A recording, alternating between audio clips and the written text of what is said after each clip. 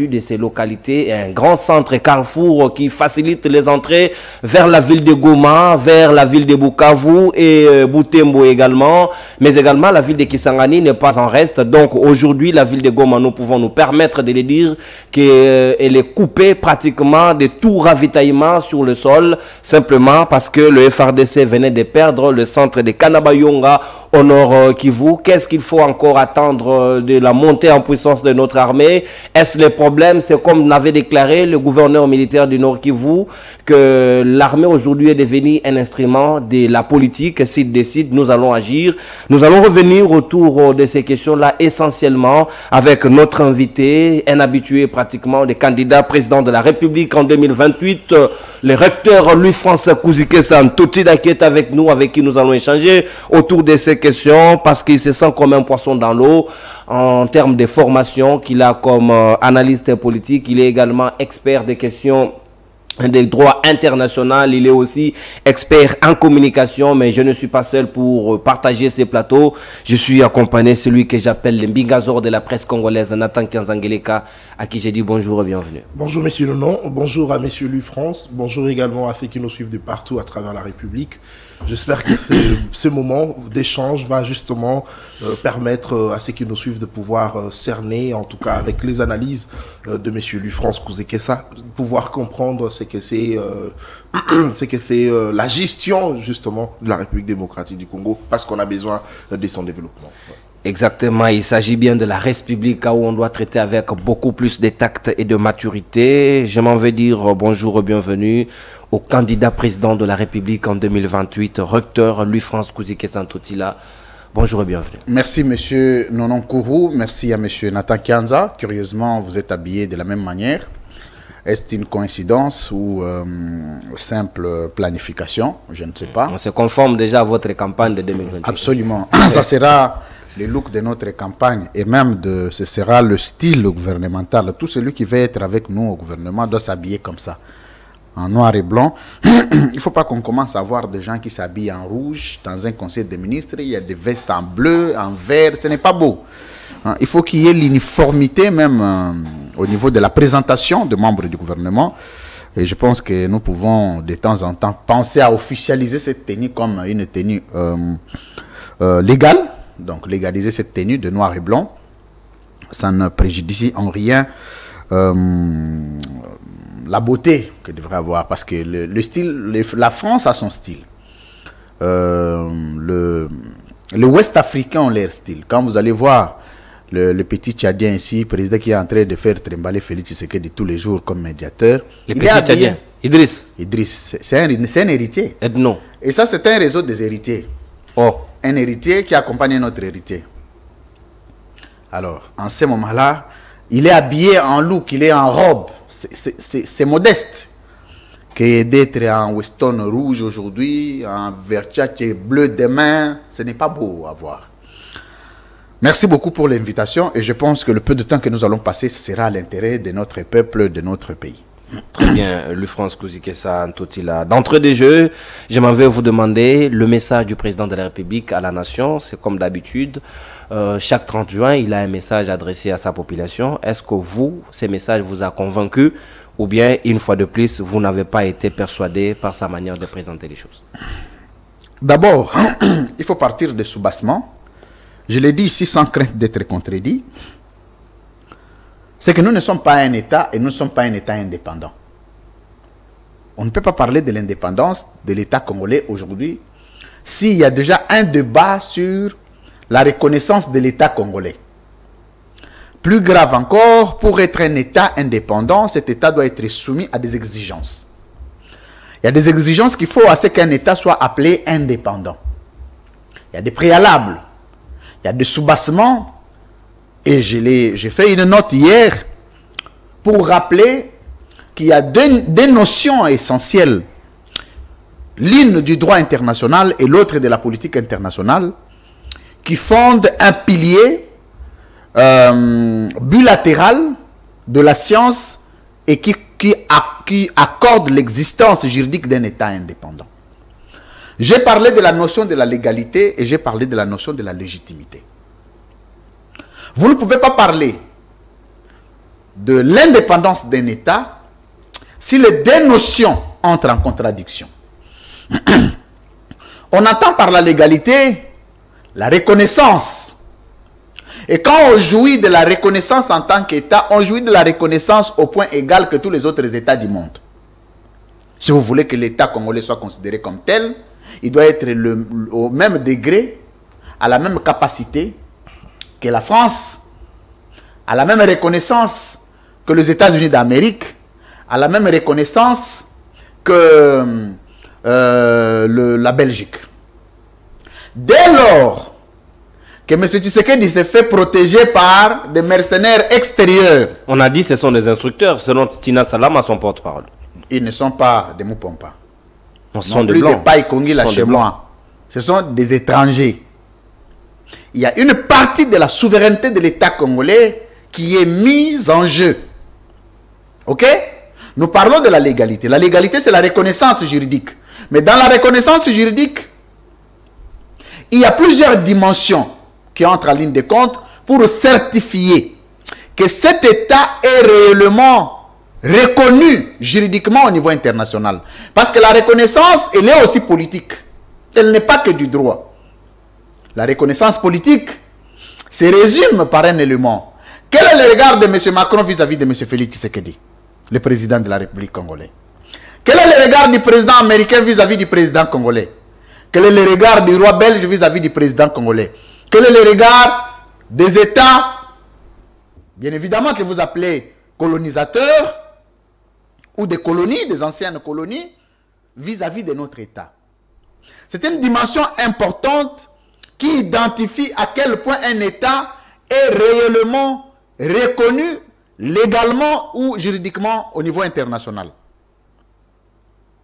Parce que si vous êtes reconnu en tant qu'État, il y a la notion de la souveraineté qui intervient. La souveraineté. La souveraineté, c'est quoi en politologie? C'est le droit absolu qu'a un peuple, de décider en toute indépendance, conformément aux bases juridiques de son pays, sur des questions émanant de son pays et de son peuple. Le droit absolu qu'a un peuple. Quel est le droit absolu du peuple congolais aujourd'hui? C'est quoi? D'abord, il faut rappeler que le droit absolu du peuple se résume par des élections transparentes, crédibles et apaisées. Vous ne pouvez pas parler d'un peuple souverain et d'un État souverain si les symboliques de la souveraineté sont déjà remises en cause, notamment l'utilisation abusive des machines à voter par les membres de la famille politique de M. Félix Tshisekedi. Ça, c'est cohérent. Et quiconque a étudié la science, quiconque l'enseigne, comprendrait ce que je dis. 2. La légitimité. La légitimité est reconnue ici comme une reconnaissance, pas juridique cette fois-là, mais politique, comme une acceptation populaire de l'organisation des institutions de l'État vis-à-vis des autres États du monde. En d'autres termes, en demi-mot, la légitimité, c'est l'acceptation, c'est le respect qu'on donne à un autre peuple, à un autre chef d'État. Donc vous voulez dire qu'aujourd'hui notre souveraineté... Mais non, je vous pose la question. D'abord, la légitimité, elle est nationale, elle est aussi internationale. Commençons par la légitimité nationale aujourd'hui. Combien de Congolais acceptent les pouvoirs de Félix Tshisekedi? Combien? Mais selon le résultat de la CENI, il a eu... L'Union sacrée elle-même déjà ne croit pas. L'Union sacrée elle-même ne croit pas en la légitimité du président de la République. Vous avez entendu? Son propre parti politique contestait les élections, monsieur. Les mêmes élections qui ont élu le président de la République, contestées par sa famille politique. Problème de la légitimité. Déjà, la légitimité du président Tshisekedi est contestée au niveau de son propre parti politique, l'UDPS. Non, il nous a invalidés, mais même le même voix l'ont permis aussi à être proclamé. Au contraire, si vous ne parlez pas de la légitimité, vous parlez d'illégitimité. Et l'illégitimité, cette fois-là, est qualifiée comme l'inacceptation du pouvoir public ou de l'architecture organisationnelle des institutions de la République. 2. La légitimité elle est aussi internationale. Combien d'États au monde acceptent le pouvoir politique de Kinshasa à ce jour? On a eu plus de 20 chefs d'État lors de l'investiture, ceux qui étaient contrairement... Africains. Mais il dirait que ce sont des chefs Parler d'État. africain, d'abord, chacun, tour à tour, avec une réputation démocratique discutable. Si vous me dites que le monsieur d'en face ici, comment il s'appelle? Sassou. Les plus vieux dictateurs, l'un des dictateurs, parce que lui, c'est le collègue de Mobutu. Après Mobutu, nous, on a eu combien de chefs d'État? 3. À Brazza, il n'y a pas de constitution. Non, vous allez les inciter à choisir. C'est un monarque. D'abord, j'en j'en appelle au peuple congo-brazzavillois de se lever et de chasser ces messieurs. C'est un dictateur, c'est un monarque. Je me demande, le Congo d'en face, c'est constitué des femmes ou des hommes. Ce serait ici à Kinshasa, ça ne passerait pas.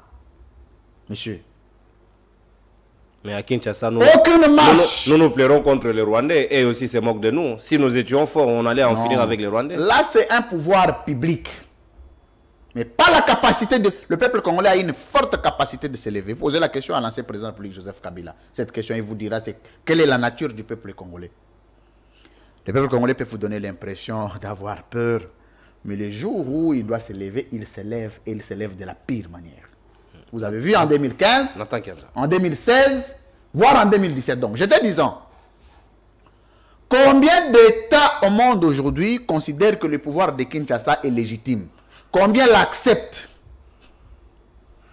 Et si ce cadre, épistémologique, n'est pas réglé définitivement, n'est pas accepté, il est difficile de parler d'un État indépendant. Et surtout, ça tombe à pic. Vous parlez de l'État, je l'ai toujours évoqué ici, notamment la superficie, son sol, un élément constitutif de l'État, qui aujourd'hui est partiellement coupé. Et qui continue à être coupé. Je rends hommage à toutes les familles endeuillées de l'Est de la République démocratique du Congo, victimes d'ingouvernabilité politique. Mais monsieur, un pays qui n'a pas de superficie, qui n'a pas un taux démographique connu, le nombre de populations n'est pas connu. L'ONIP est suspendu par Gilles Linguette. Donc l'ONIP est reproché des problèmes de détournement des deniers publics. Sans avoir délivré les cartes. Sans avoir délivré des cartes alors qu'on a décaissé des millions d'argent. Et le seul détenteur de la carte d'identité qui a coûté des millions de dollars, c'est le président de la République. Je le salue en passant, M. Félix Tshisekedi. Il est le seul à avoir bénéficié de la carte d'identité, de nationalité. Pour le reste, chacun se débrouille. Mais les millions ont été engloutis. Vous revenez au niveau de la population, 99,9% du peuple congolais est à l'opposition. Et opposant. Voire même les militants de l'IDPS. C'est des vrais opposants. Vous voulez parler de la légitimité? Vous voulez parler de l'indépendance de l'État? À partir du moment où les éléments constitutifs de l'État ne sont pas réunis, vous ne parlez pas de l'État, mais vous ne parlez pas de l'indépendance. En quoi nous sommes indépendants, monsieur? J'ai suivi le président de la République. Je pense que ceux qui rédigent les programmes du président doivent l'aider. En ce genre de moments cruciaux, le président n'a pas besoin de commencer à lire un bout de papier écrit en français dans son cabinet. Il a besoin de se lever et de dire les mots forts venant de sa bouche et qu'il est capable d'assumer. C'est ça un chef de l'État. Il est accroché au discours, au bout de papier, écrit avec l'encre de l'homme blanc, vous savez, le peuple congolais. Et le président se comporte en candidat président de la République de l'opposition. Quand je vais, le président a 6 ans à la tête du pays, il ne faut pas l'oublier. Notre président de la République a 6 ans à la tête du pays. Donc, sa posture discursive doit être différente de celle de Fayoulou, de celle des autres opposants. J'ai suivi 2 discours de gens qui se sont prononcés dessus. J'ai suivi la déclaration de Maman Olive. J'ai suivi la déclaration du président Martin Fayoulou. J'ai suivi aussi la déclaration de qui encore qui s'est prononcé dessus? Il n'y a que les trois. Félix, Martin Fayoulou Mais ou Maman Olive. de tous, Moïse Katumbi également. Lui, c'était Moïse Katumbi une aussi. ancienne interview qu'on a balancée. Ok. ah oui, c'est une entière interview parce que à ma connaissance, le président d'Ensemble ne s'est pas prononcé. Mais dans tout ça, celui qui s'est mis dans une posture d'opposition de tous, c'est le président Tshisekedi, qui était censé, lui, se comporter en président de la République. Déjà, le fait que notre président ne se comporte pas, ne prenne pas la posture d'un président pour communiquer à des moments cruciaux, ça vide la substance d'indépendance d'État congolais. Indépendance, déjà, quand vous prenez, je vous donne un élément avant de vous laisser votre parole. Le président était habillé en montre Versace, cravate de l'homme blanc, costume de l'homme blanc. Rien de la RDC. Même les drapeaux qui étaient derrière est fabriqué à l'étranger. Vous voulez parler de l'indépendance?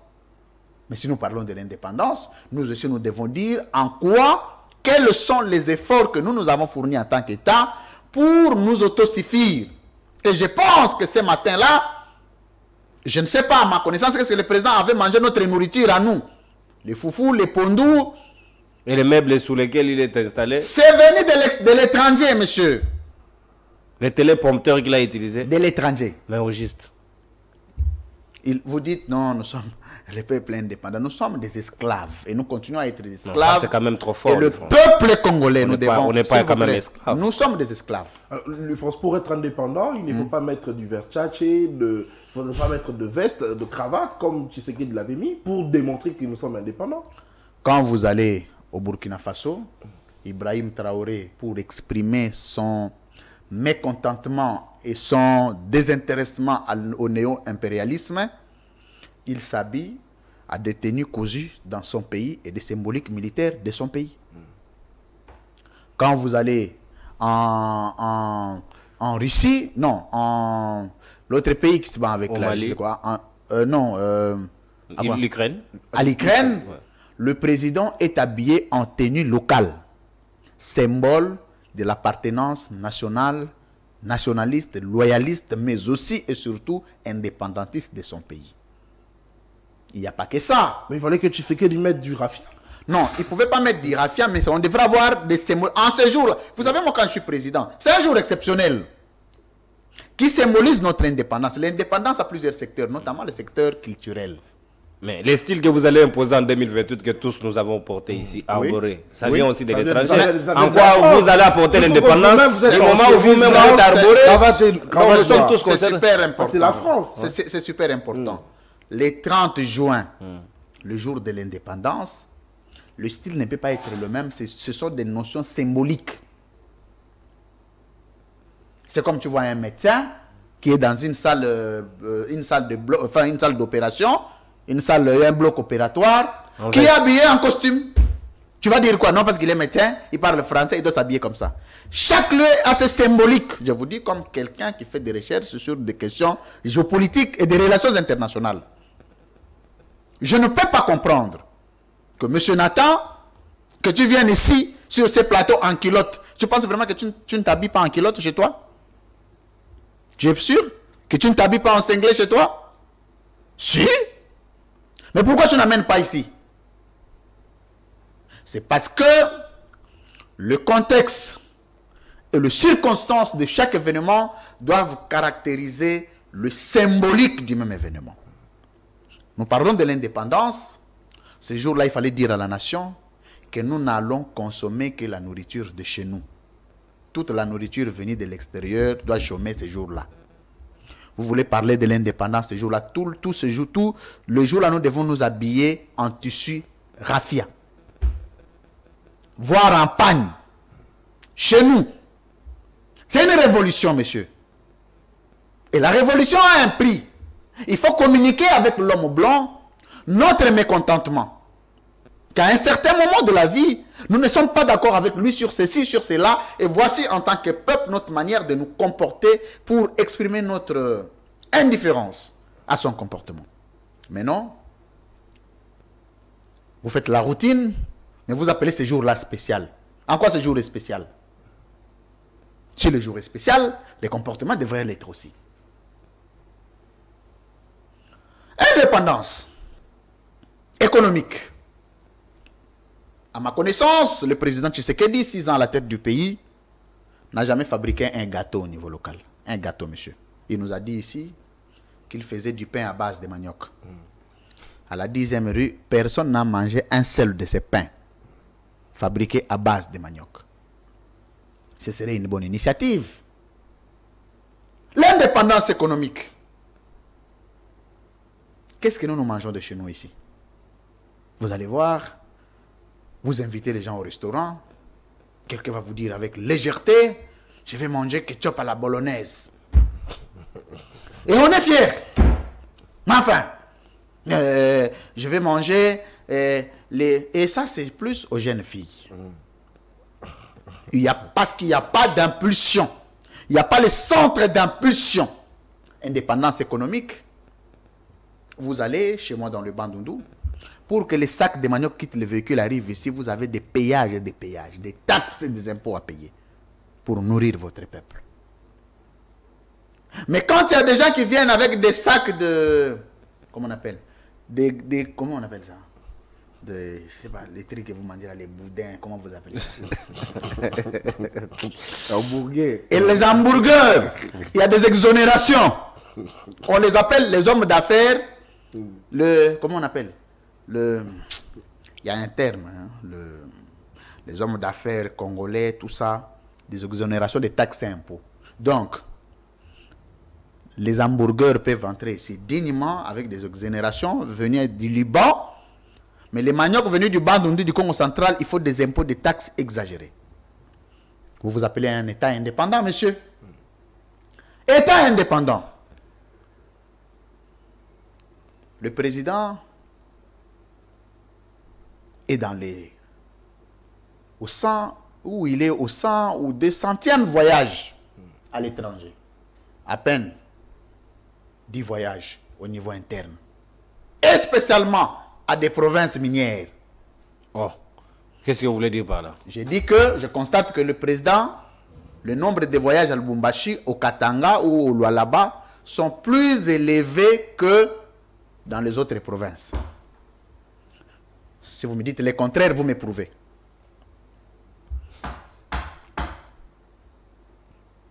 État indépendant. Monsieur, c'est comme ça que j'ai l'ambition de devenir président de la République. Et je serai le président des Congolais. Et je rendrai le peuple congolais indépendant et souverain. Un peuple capable de se lever, dire à un Français, monsieur, vous ne respectez pas les Congolais. Le matin, vous faites vos bagages, vous partez. Ça peut monter, ça peut descendre, ça peut balloter. C'est comme ça un État. Vous êtes président français, vous êtes sur le sol congolais, vous respectez le peuple congolais dans vos discours. Vous osez dire n'importe quoi, je dis pire au peuple français. Vous dites des bêtises aux Congolais, je dis des bêtises aux Français. Et c'est comme ça. Et quand le peuple est protégé et respecté, c'est le début de la souveraineté. Vous ne pouvez pas parler de la souveraineté à un peuple indigne et déshonoré. Très bien. Combien de milliards de dettes vous avez à l'extérieur aujourd'hui, monsieur? Ce sont des révélations qu'on ne vous fera jamais. Des milliards et des milliards de dettes extérieures organisées, encaissées par ce régime. On ne sait pas qu'est-ce qu'on fait de cet argent. Vous pensez vraiment, monsieur Nathan, moi, Louis-France Kouzké, c'est demain matin, je viens chez vous, donnez-moi 10 $, je vais rembourser. 20 $, 30 $, 40 $, 50 $, 100 $, 200 $. Vous aurez le même respect que vous avez pour moi aujourd'hui en tant que directeur général? Non. Je suis mendiant. Je suis mendiant. Encore, je suis directeur général. Je dois venir chez M. Nono, lui dire, M. Nono, j'ai tel problème, empruntez-moi de l'argent, j'ai tel problème, empruntez-moi de l'argent. J'arrête d'être directeur général, je deviens un mendiant. Il faut changer de statut. Effectivement, c'est comme... Si vous voulez avoir l'idée globale, générique, du fonctionnement des relations internationales, il faut commencer par partir de la société, de la famille. Ce qui se passe en famille, c'est ce qui se passe aux relations internationales. Ce qui se passe dans la ville, dans l'État, c'est le prototype, c'est une image expressive des relations internationales. Le respect s'arrache. le dernier élément, on va vérifier. Est-ce que toi, tu as déjà appris qu'un dignitaire de ces pays est malade, il se fait soigner ici? Il va au CHIP, il va au médecin sans frontières, enfin, comment on appelle? Médecin de nuit, Ngaliema, tout ça, à Mama Yemo. Toi, tu les as déjà entendus aller à Mama Yemo? Hein? Quand? Il part Cameroun. Pour des raisons de soins. Il doit suivre des soins en Belgique. Et c'est là où il meurt le plus. Excusez-moi, je ne me moque pas de la mort de gens. C'est ridicule qu'un président de la République ne soit pas en mesure d'organiser le système sanitaire dans son propre pays et lui-même est dans les jets pour aller suivre les soins à l'étranger. Et ton peuple, qui n'a pas de visa, qui n'a pas de billets, qui n'a pas de moyens. Le caressant, c'est comme ça que quand je deviendrai président... Le ministre de forage et lampadaire qui aurait voyagé, selon ce qu'on a appris. C'est les cousins du président. Oh. C'est une révélation, monsieur. Tu peux prendre comme tu veux.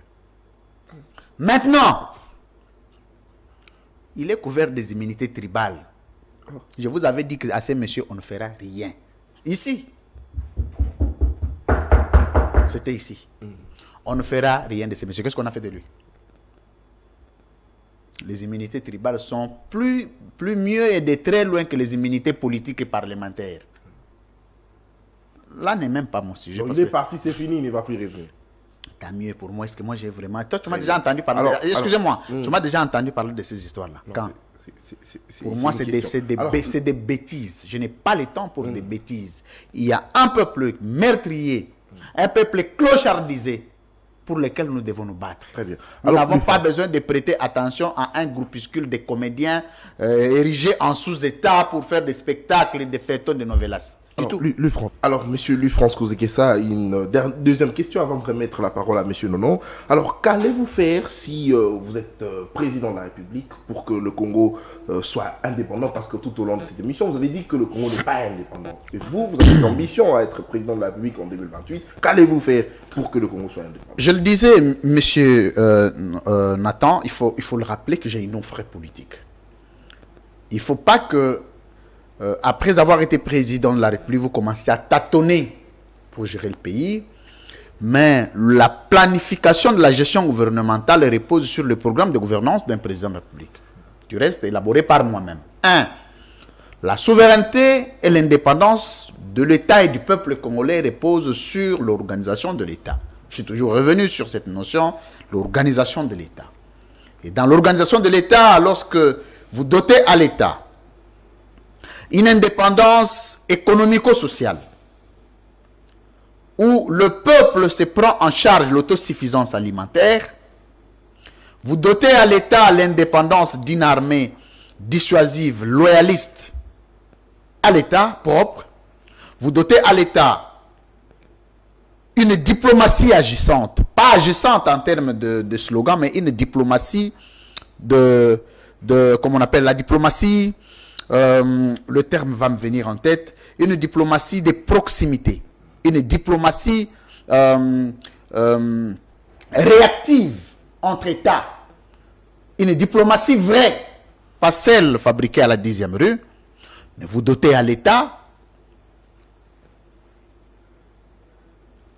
toutes les capacités de fermer ses frontières, mais d'être nourri pendant 2 ans, 3 ans, ce qu'on appelle les réserves économiques. Vous savez qu'il n'y a pas de réserves dans notre pays. Un peu de réserves que Joseph Kabila est venu. Le premier jour, on a prêté serment. Le jour qui suivait, on est allé dépiécer. Tout a été parti. Nous vivons sans garantie, sans sécurité sociale comme État. Aujourd'hui, par la situation qui est de la Russie est dans une situation de guerre.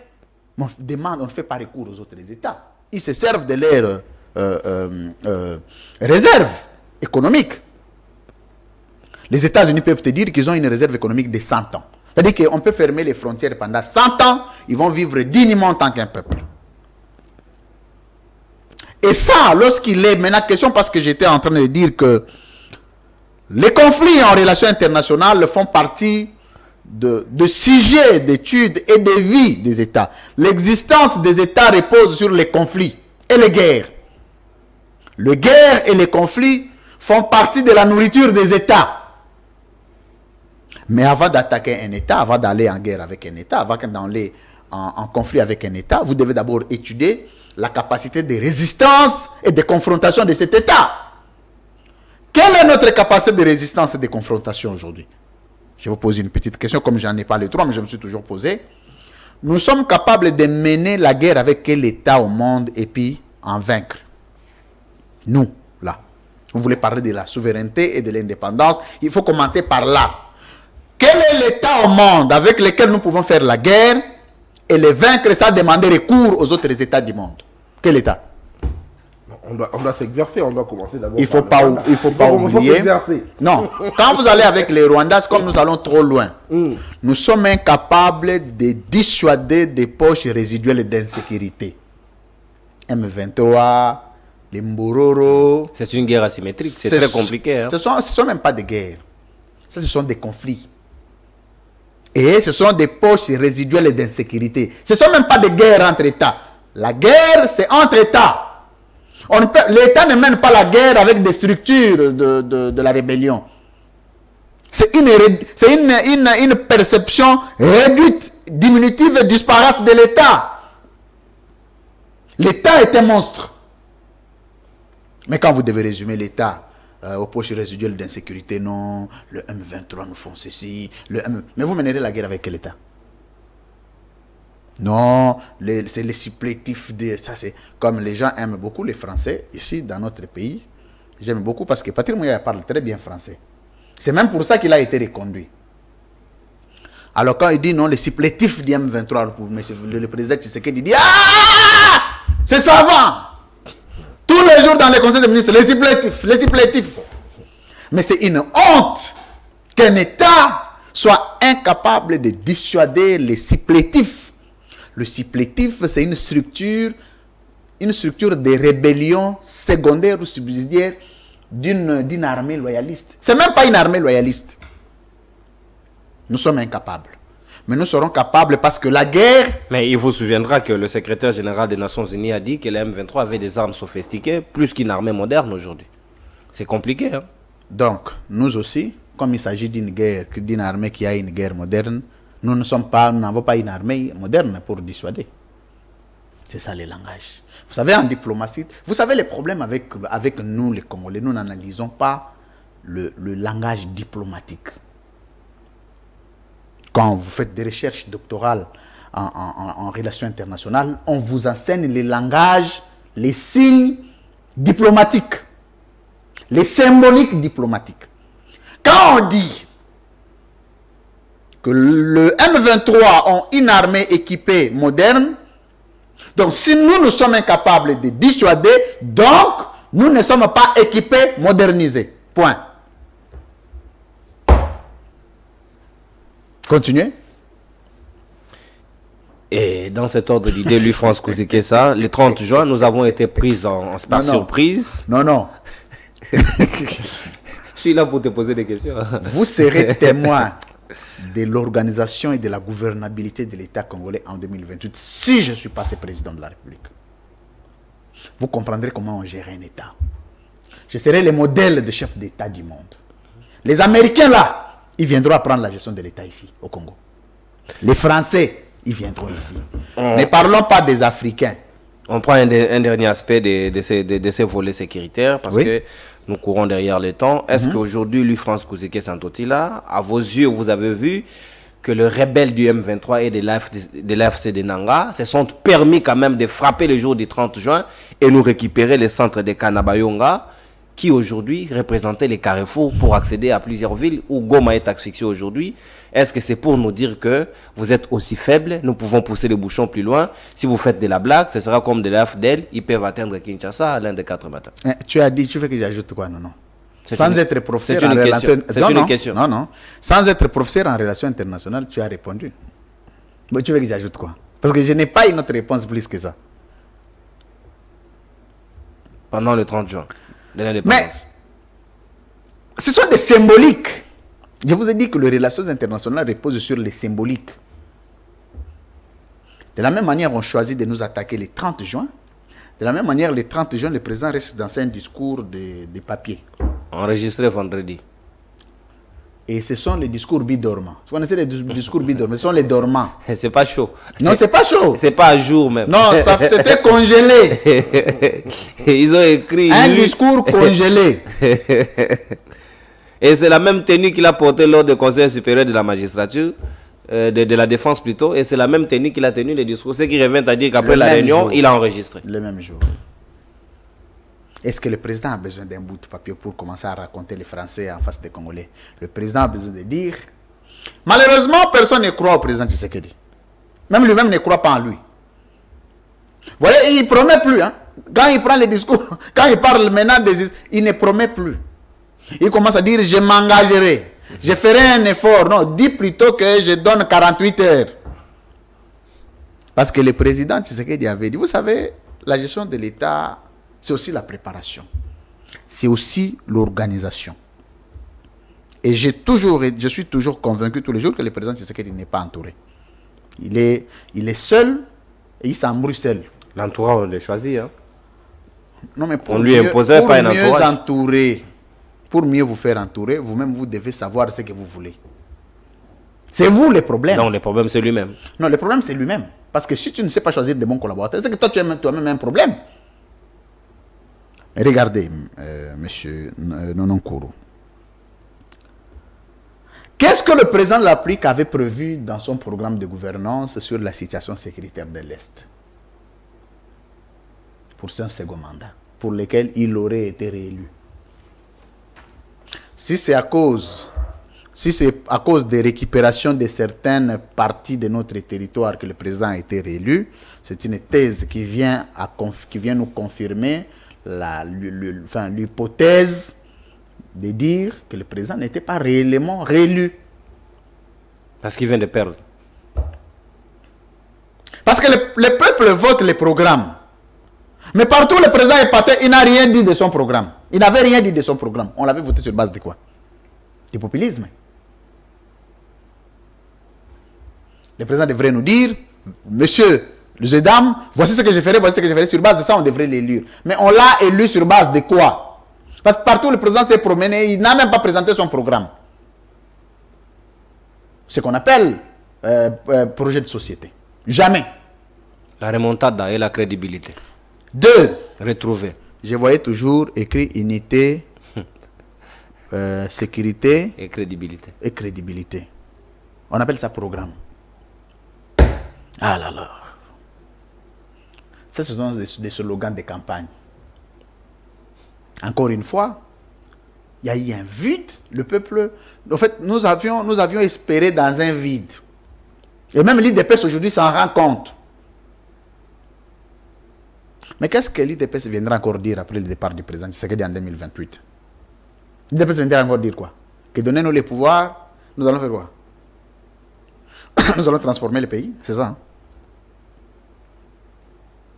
Il y a des petits de rien du tout en Afrique ici qui font des exploits, monsieur. Qui font face à du terrorisme. Vous connaissez le terrorisme? L'ampleur. Jusqu'aujourd'hui, aucun chercheur scientifique n'est revenu sur une documentation scientifiquement établie sur la nature du terrorisme en relation internationale. Aucun. Le terrorisme est plus dangereux que les poches résiduelles d'insécurité. Le terrorisme apparaît partout. Là encore, même si on prie Dieu que ça se termine, mais c'est dans une partie du territoire. Le terrorisme est dans l'étendue nationale. Comment maîtriser quelque chose de si imprévisible que ça? Mais il y a des jeunes de 30 ans qui font face au terrorisme. Alors, notre regret à nous, c'est que on a perdu 10 ans. Les 10 ans, il faut oublier. Faites comme si nous étions pendant les dialogues, pendant les pourparlers. 64 ans, nous consommons encore des 10 ans dans le vide. C'est-à-dire que ce peuple est voué à... Mais vous allez parler de 64 ans, vous parlez de 64 ans plus les 10 ans. Enlevez les 10 ans. Nous avons consommé 54 ans en principe d'indépendance. Parce que les 10 ans, c'est les 10 ans de gâchis, d'échecs, d'humiliation. Mais même ça, quelle est l'attitude du président quand il apprend que certaines localités sont tombées entre les mains des ennemis? C'est quoi son attitude? Il a dit restons positifs dans son message. Il était informé. Restons positifs. Le message à la nation. Heureusement, ici, quand on dit que le président Tshisekedi va partir en 2028, ce n'est plus un rêve, parce qu'il est à la fin du mandat, du dernier mandat. Mais Kabouya a dit, qui vous a dit? Qui? Kabouya doit d'abord terminer les études, monsieur. Oh, c'est un gradué? Non, non, je dis il doit terminer, il doit parachever le cursus complet. Au lieu de commencer à mettre le nez sur des choses... Avant de prendre parole. Mais bien sûr. Parce qu'il faut être qualifié. Nous allons discuter avec les scientifiques. Non, mais Kabouya arrive quand le parti politique conserve le pouvoir. Mais- Il n'a pas dit que c'est Tshisekedi, mais il a dit le parti. Il ne pêche Donc c'est lui le candidat. Non, non, C'est comme ça que je dis qu'il doit parachever le Non, cursus. ce qui veut dire qu'il y aura un autre candidat. Mais qui qui? pourrait être- Commençant par lui. Donc, monsieur, toi, Le futur dauphin. tu peux accepter aujourd'hui. Non, mais ne ris pas, monsieur. Il y a des choses que vous dites. Hein. Quand vous les dites avec légèreté, mais sans regarder l'ampleur. Bon, admettons, vous savez que le président de la République l'aime beaucoup. Il a déjà été informateur. Tu sais que le Ce président de qui la peut vous République surprendre. aime beaucoup Augustin Kabouya. Parce qu'il est facilement manipulable. Quand on dit gauche, il est à gauche. Mais qu'est-ce qu'il a à dire devant Félix Tshisekedi? Il va dire quoi? Que je ne le fais pas. Il a un minimum de personnalité de s'opposer. Bon, le président décide de dire, ok, mon dauphin, c'est Augustin Kabouya. Donc, monsieur, toi, tu attends, en 2028, nous avons comme président Augustin Kabouya. Tu es d'accord? Mais c'est lui Pardon? c'est lui Excusez? qui a dit, c'est Si pas Jean-Pierre moi. Bemba Pardon? acceptait qu'il soit son chef, et à plus forte Est-ce que raison. toi, tu as vu comment Jean-Pierre Bemba fané? Il est était- toujours en colère tous les jours. Si vous avez suivi les images qui ont défilé, Ah, il a merci été, de me compléter les il a été informations. ridicule devant le Conseil supérieur de la défense. On l'a mis derrière les militaires là-bas et puis à un certain moment on lui demande d'évacuer. Il a quitté comme un petit monsieur. J'ai dit mais voyez-moi Bemba. Jusqu'à ce niveau-là vraiment. Bon. Vous voulez qu'on dise quoi? D'abord, il est allé chercher quoi là-bas? Ministre des Transports. Il est allé en quelle qualité? Donc, le ministre des Transports siège au Conseil de sécurité, Conseil supérieur de la Conseil Défense. supérieur de la De la Défense. Défense. Monsieur, moi quand je deviendrai président, il n'y aura pas ces histoires de conseils de manchins. Il n'y en aura pas.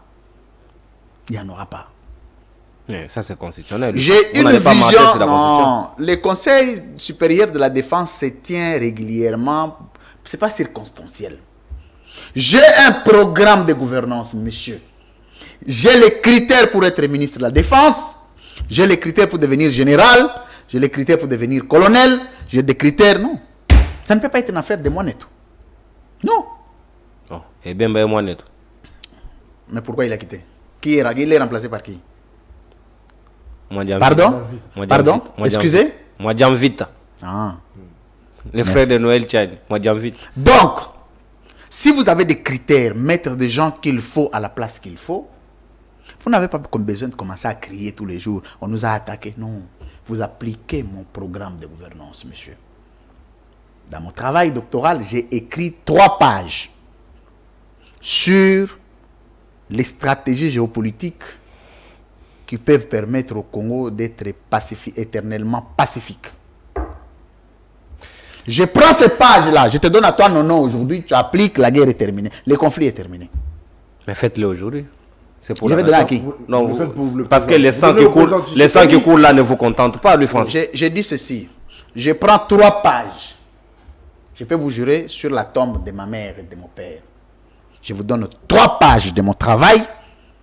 Vous appliquez aujourd'hui. Demain, cette affaire est terminée. Donnez au président Tshisekedi. Pardon? Les 3 pages. Pardon? C'est celui qui est président de la République, vous Non, lui donnez. mais je vais lui donner comment? Parce que lui, il a été élu sur base d'un programme. Ce que je vais lui donner sera considéré comme quoi? Mais votre thèse sera publiée. Il peut lire également appliquer.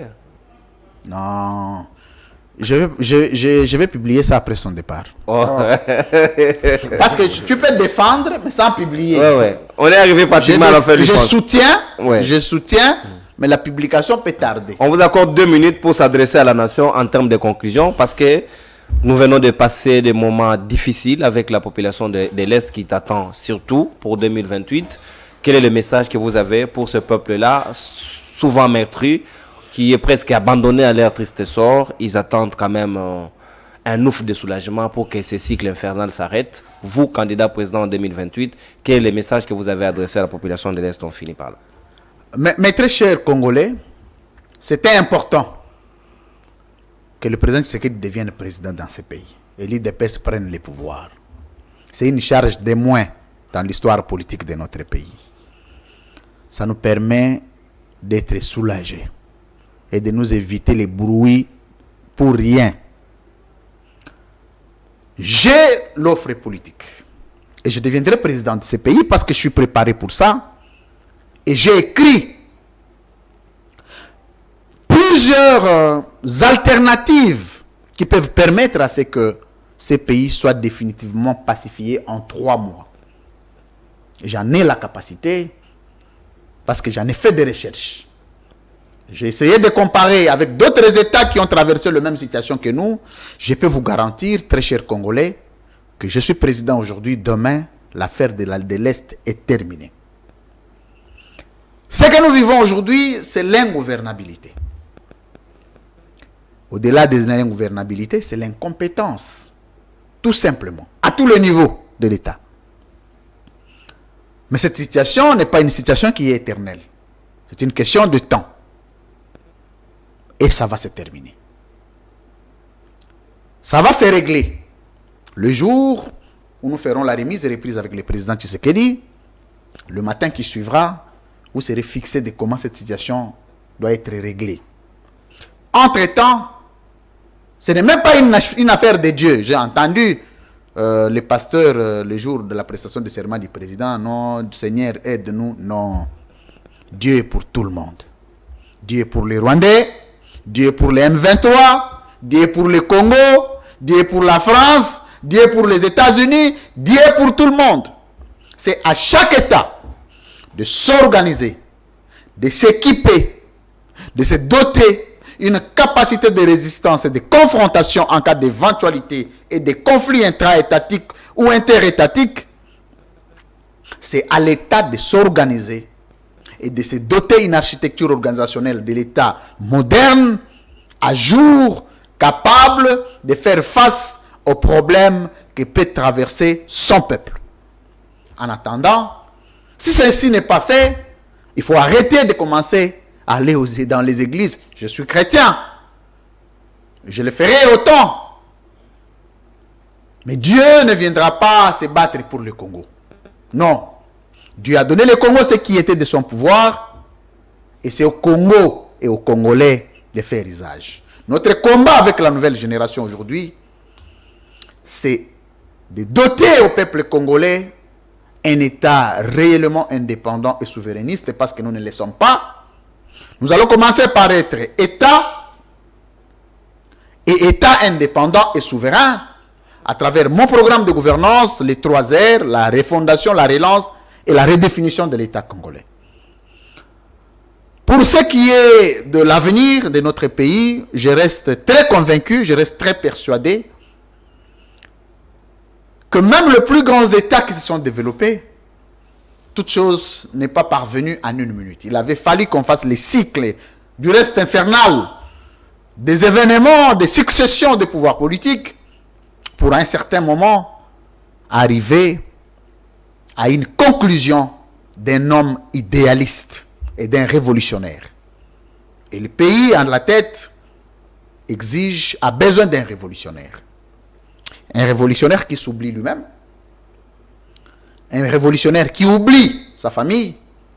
Un révolutionnaire qui oublie ses intérêts, mais qui pense que c'est le peuple congolais qui vaut au-delà de tout. Pour terminer, je te disant que président que je serai, je ne garantis en aucun Congolais de vivre comme au ciel, aux côtés de Dieu le Père.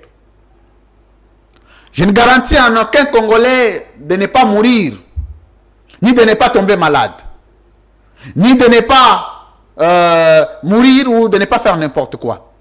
Mais la seule garantie que j'ai, en prenant le peuple Dieu au ciel à témoin, que je serai capable moi-même d'organiser l'État congolais en créant des structures sanitaires capables pour chaque Congolais de prendre soin dans son pays commençant par moi-même, le président de la République, jusqu'à la populace, donc le dernier peuple de chez moi, Paï Kongila, le dernier peuple de Wembonyama, le dernier peuple de Matadi, de Boma, de Katakokombe, de Mupompa, de Chilenge, pour que tout Congolais ait accès à l'eau, à l'électricité, aux soins de santé et à la sécurité sociale. Merci. Et que plus aucun Congolais ne prenne les avions pour aller se faire soigner chez l'homme blanc. Merci. Et pour ça, il faut un minimum d'audace et de détermination. Ensemble avec les Congolais, nous pouvons y parvenir pourvu que Dieu nous prête vie. Merci beaucoup, candidat président de la République démocratique du Congo en 2028, Louis-France Kozikessa. Tout l'honneur était nôtre de pouvoir échanger avec vous autour de ces thématiques qui concernent la République démocratique du Congo avec ses 64 ans d'âge de la souveraineté. Qu'avons-nous fait? Chacun a essayé de tirer l'épingle du jeu de ce que nous avons échangé. Merci à Nathan Kianzangeleka pour l'échange. Merci beaucoup, M. Nonon. Merci à M. Louis-France d'avoir répondu à toutes nos questions. Merci également à la population congolaise de nous avoir suivis. Et continuer à réfléchir autour de la révolution, la bonne révolution bien sûr, qui va permettre à la République démocratique du Congo d'aller de l'avant, d'être complètement transformée, parce qu'il arrivera un temps que tout doit s'arrêter, parce que le peuple en a marre de la manière dont les choses se passent. Il faudra qu'à un certain moment que nous ayons des dirigeants consciencieux, capables de pouvoir transformer le vécu des Congolais, ce que nous avons aujourd'hui comme lamentation, à une véritable richesse et à un véritable développement qui va impacter toute l'Afrique. Pourquoi pas? On se retrouve prochainement pour un tout nouveau numéro, cette fois-là avec lui-même, le recteur Louis-France Kozikessa Ntotila. Au revoir.